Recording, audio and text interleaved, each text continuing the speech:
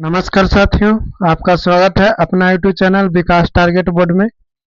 आप लोगों को जो चल रहा है 100% पास सीरीज, तो उसमें आज जो हम करेंगे हिंदी जानेंगे समास के बारे में।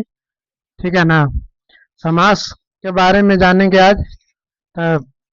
देखो, समास जो है इसमें से कम तो 5 से 6 नंबर, 5 से 5 से 6 नंबर या 8 नंबर देखने के लिए मिलेगा। इसमें से मैट्रिक में, क्लास 10th में और क्लास 12th में भी देखने के लिए मिलता है। ठीक है ना।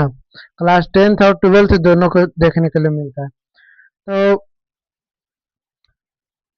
देखो, समास कहता है तो सबसे पहले हम समास के परिभाषा हम जानेंगे कि समास किसे कहते हैं। ठीक है। देखो, कहता है समास समास कहता है कि दो या दो से अधिक पदों के सार्थक मेल को समास कहते हैं। इसमें समास में कहता है कि दो या दो से अधिक पद मिलते हैं। क्या मिलते हैं? पद मिलते हैं। और पद मिल करके सार्थक जो शब्द बनाते हैं, सार्थक शब्द से, मेल से जो शब्द बनाते हैं, उसी को क्या कहते हैं? समास कहते हैं। ठीक है। यहाँ तक समझ में आया? दो पद मिलते हैं। ठीक है ना।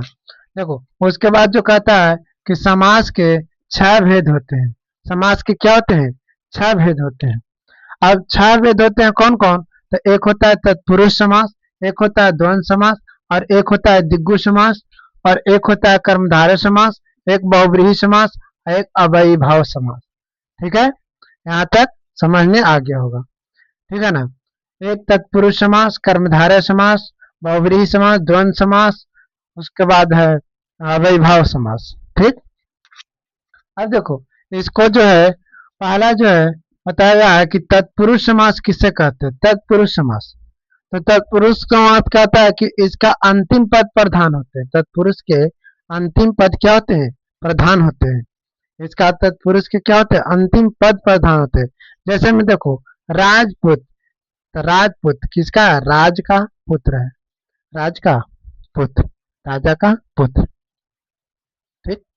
आगे देखो, उसके बाद चिड़ी मार, चिड़ी मार, तो चिड़िया के मारने वाला को क्या कहते हैं? चिड़ी मार कहते हैं। चिड़िया को मारने वालों को चिड़ी मार कहते हैं। ठीक। वैसे उसी प्रकार है गृह प्रवेश, तो गृह को प्रवेश, गृह में जो प्रवेश करने वाले को गृह प्रवेश। उसके बाद वनवास, वन में रहने वालों को क्या कहते हैं? वनवास। ठीक। आगे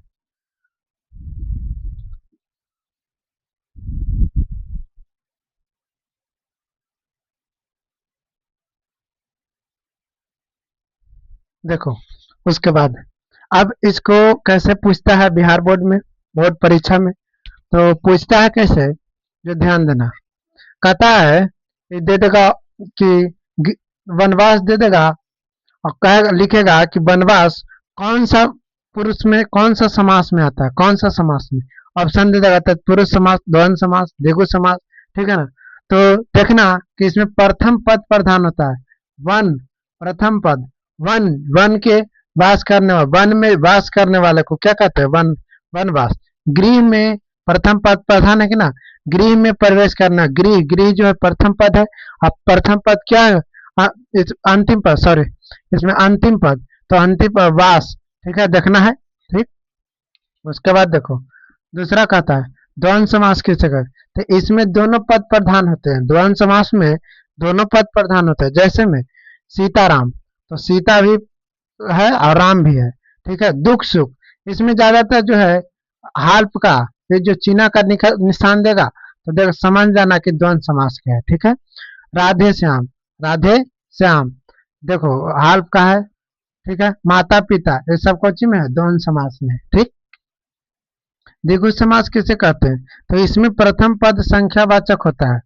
द्विगु समास में प्रथम पद संख्या, जैसे पंचवटी, 5 कोची के संख्या के डिनोट कर रहा है, तो पंचवटी।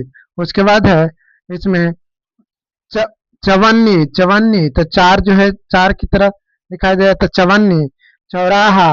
उसके बाद त्रिभुज, ये सब कौन सा समास है? द्विगु समास है। ठीक है।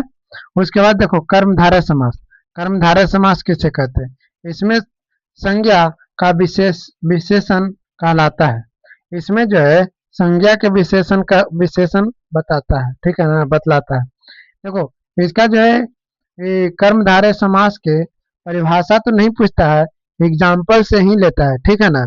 तो इसको देखो, कहता है नील नील कमल, तो नील कमल, नील को कमल, ठीक है ना। तो ये जो है विशेषता बता रहा है कि कमल जो है कैसा है, नीला है। कमल जो है क्या है, नीला है। चंद्रमुखी, मुखी जो है कैसा है, चंद्र की तरह है, मुखी है, ठीक है। तो ऐसे बहुत सारे हो जाएंगे। आगे देखो, बहुव्रीहि समास। बहुव्रीहि समास ने कहता है कि इसमें इसमें अर्थ छोड़ छोड़ भागे बहुव्रीहि समास कहावे।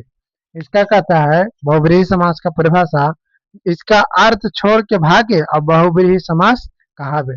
जैसे में देखो, बिना पानी किसको कहते हैं, सरस्वती जी को कहते हैं। बिना पानी किसको कहते हैं, सरस्वती जी को।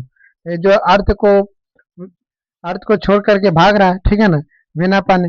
नीलकंठ, ठीक है ना, उसके लंबोदर गणेश जी के, दशानंद जी का रावण को, तो ऐसी है, ठीक है। तो याद रखना। उसके बाद जो है छठा में कहता है कि अव्ययी भाव समास। अव्ययी भाव समास जो कहता है, इसमें प्रथम पद प्रधान होता है और इसमें अव्ययी भाव को जाने। इसमें कहता है कि प्रथम पद जो होता है, इसमें प्रथम पद प्रधान होता है, उसमें अंतिम पद, तत्पुरुष में अंतिम पद प्रधान हुआ। इसमें अव्ययी भाव में क्या हुआ, प्रथम पद प्रधान हुआ।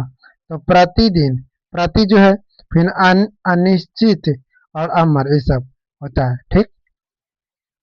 तो ये जो है हमारे होमवर्क में है, इसको जो है कमेंट बॉक्स में कमेंट करना है। जैसे रात दिन कौन सा समास में आता है, उसको कमेंट करना है।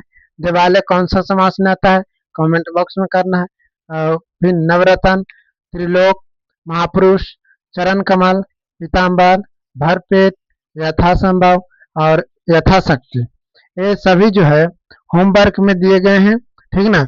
और इतना में से 10 में से कम से कम 6-7 जो है, 6-7 जो है, 6-7, 7 या 8 बिहार बोर्ड ने पूछे जाएंगे, ठीक है ना। तो इसको होमवर्क में करके और हमारे कमेंट बॉक्स में कमेंट करेंगे। तो आज के लिए इतना ही। Thank you, bye. आप सभी को धन्यवाद। और इस चैनल को ज़्यादा से ज़्यादा लाइक करें, सब्सक्राइब करें एंड शेयर करें। Thank you.